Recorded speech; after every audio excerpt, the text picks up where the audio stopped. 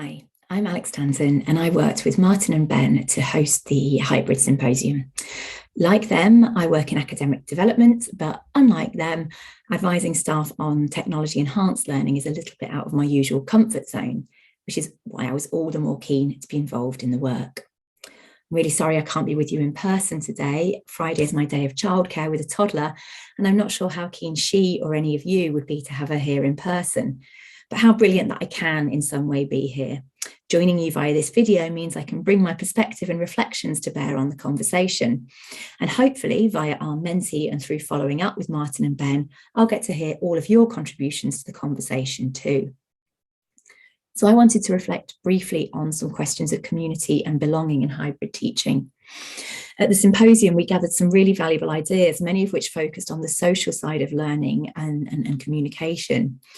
So, for example, one participant suggested that daily touch points were needed during emergency remote and hyflex, and these had the side effect of generating a very powerful sense of community.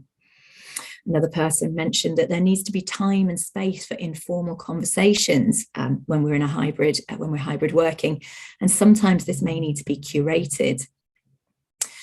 Other ideas were that we should find ways to link chat, feedback, and discussion directly to content.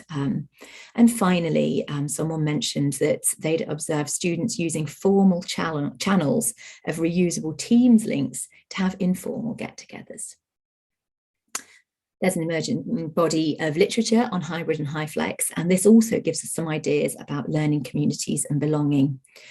So Daytner and Al from 2022 suggest that, and I quote, getting students to experience both sides, i.e. in person and online, could allow them to be a good source of feedback for educators, and we would certainly encourage a dialogue between students and lecturers, as Abbott and Cook-Sather 2020 suggest.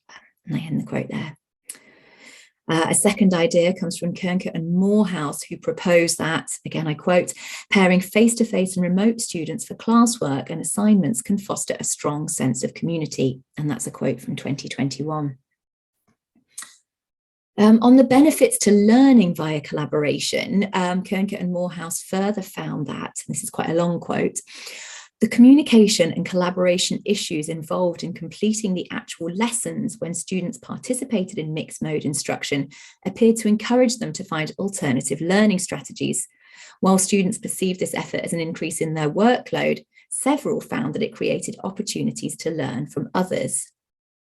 And Kernke and Morehouse also identify how, I quote, tools such as Padlet, Mentimeter, Kahoot were utilised to leverage the affordances of the technologies in ways that would create a sense of community among the students. So students stated that during collaborative activities, everyone seemed to have a presence. This perception was something both in-class and online learners mentioned in the interviews, that completing activities online made them feel as a group, not separated. And so Kernke and Morehouse conclude that these tools created a sense of community, interaction, and engagement between the learners. And I end the quote there. And my final reflection is based on the symposium itself, where we all witnessed an amazing sense of community and belonging develop. There was a really lively chat between online participants, which included link and resource sharing, debate, jokes. There were conversations at tables that continued over coffee and lunch for the participants in the room. And through a not inconsiderable effort from Martin as facilitator, there was tons of interaction between the two groups. And of course, the conversation has continued over Twitter, through emails and meetings, and bringing us here today. Thank you very much.